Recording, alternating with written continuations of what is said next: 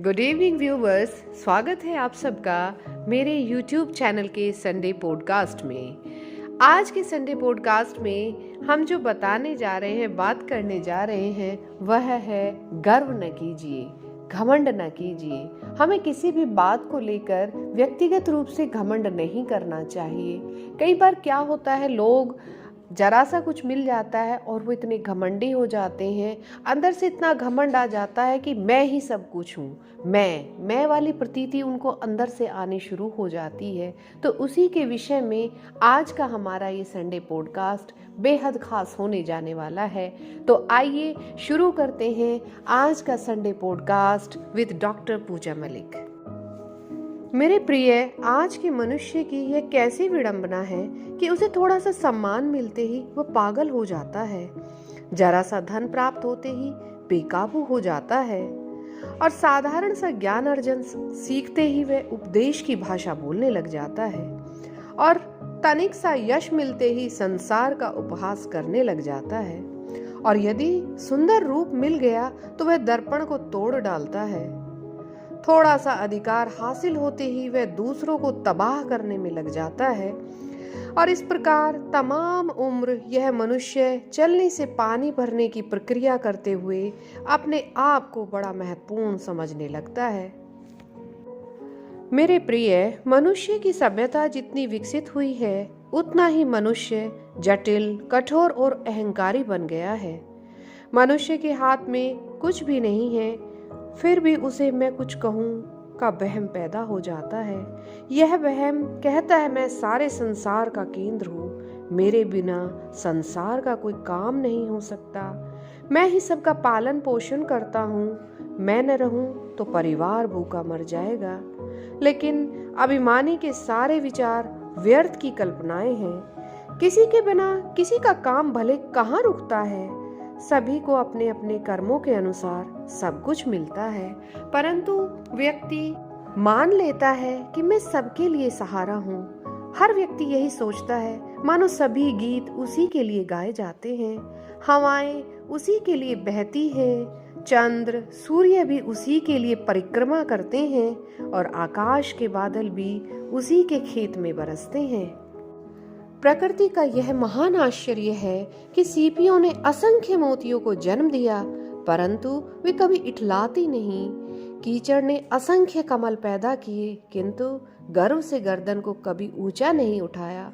यह तो सिर्फ मनुष्य ही इस धरती पर एकमात्र ऐसा प्राणी है जिसका स्वर है, आई एम एवरीथिंग, यानी मैं ही सब कुछ हूँ और इस संसार में जो भी हो रहा है उस पर मेरी पूरी मालकियत है। यदि कोई फूल खिले तो मेरे लिए ही खिले और अगर सूरज निकले तो मेरे ही आंगन को प्रकाशित करे। एक बार की बात है, महारानी विक्टोरिया के पति अपने बेडरूम में उपन्यास पढ़ रहे थे। संध्या ढलने के बाद महारानी अपने राजनीतिक क्रियाकलापों से निवृत्त होकर महल में लौटी। दरवाजे को अंदर से बंद देख उन्होंने दरवाजे पर दस्तक दी। भीतर से आवाज आई, कौन है? महारानी बोली, मैं महारानी हूँ, मगर द्वार नहीं खुला। तब रानी ने दोबारा द्वार को खटखटाया। भीतर से वही आवाज आई, कौन है? रानी बोली, विक्टोरिया। इस बार पति ने झट से दरवाजा खोल दिया। महारानी आश्चर्यचकित थी। वह अपने पति के पास पहुंची और बोली, जब आपने मेरी आवाज को पहचान लिया था तो दरवाजा क्यों नहीं खोला? पति ने जवाब दिया, पहले महारानी अंदर आना चाह रही थी जिसकी मुझे आवश्यकता नहीं थी। दूसरी बार विक्टोरिया भीतर आना चाह रही थी जिसकी मुझे चाह थी, तो मैंने उसके लिए दरवाजा खोल दिया। अपने पति का यह उत्तर सुनकर विक्टोरिया को अपने झूठे अहंकार की पहचान हो गई। इस संसार का सत्य यह है कि यहाँ कोई भी केंद्र नहीं है। संसार चल रहा है और उसी में हम चल रहे हैं।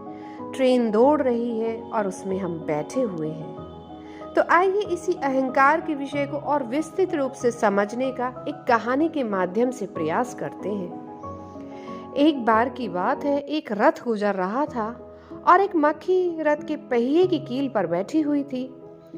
रथ के चलने से बड़ी धूल उड़ रही थी क्योंकि रथ में 12 घोड़े जुड़े हुए थे। बड़ी भयंकर आवाज हो रही थी। उस मक्खी ने आसपास देखा और कहा, आज मैं बड़ी धूल उड़ा रही हूँ, और जब इतनी धूल उड़ा रही हूँ तो सचमुच में बहुत बड़ी हूँ। ऐसा ही है हमारा अहंकार। एक बार एक बूढ़ी औरत के पास एक मुर्गा था। वह मुर्गा सुबह सुबह बाग देता था, तभी सूरज निकलता था। इस बात से उस बुढ़िया को बड़ा अहंकार आया। उसने गांव वालों को अपनी ऐंठ दिखलाते हुए कहा, मुझसे जरा सोच समझ कर व्यवहार करना। यदि मैं अपने मुर्गे को लेकर दूसरे गांव चली गई तो फिर यहाँ सूर्य उदय नहीं होगा। याद रखो, मेरा मुर्गा जब बाग देता है तभी सूर्य उदय होता है। मेरे प्रिय, ठीक इसी प्रकार हर मनुष्य को यही ख्याल है कि अगर मैं न रहा तो न जाने क्या होगा। जीवन में जो कुछ हो रहा है वह किसी के लिए नहीं हो रहा, बल्कि यह तो प्रकृति के क्रमानुसार हो रहा है। मेरे प्रिय, इस अहंकार के बड़े रंग हैं और बड़े अनोखे स्वरूप हैं। हर जगह वह अहंकारी भूल चूक खोज ही लेता है। अहंकार की गति ऐसी है जैसे कोई साइकिल चलाता है तो पैडल मारता है। यदि वह पैडल चलाना रोक दे तो साइकिल थोड़ी बहुत देर तक चलेगी और ढलान हो तो थोड़ी देर ज़्यादा चल जाएगी, फिर भी अपने आप रुक जाती है, संभल नहीं सकती। अहंकार की साइकिल भी महत्वाकांक्षा के पैडल मारने से चलती है।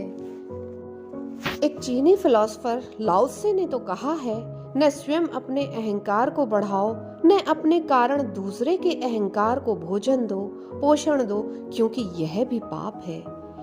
अभिमानी व्यक्ति सोडा वाटर की बोतल की गोली की तरह न तो अंदर की गंदगी को बाहर निकलने देता, न ही बाहर की ताजी हवा को अंदर आने देता है।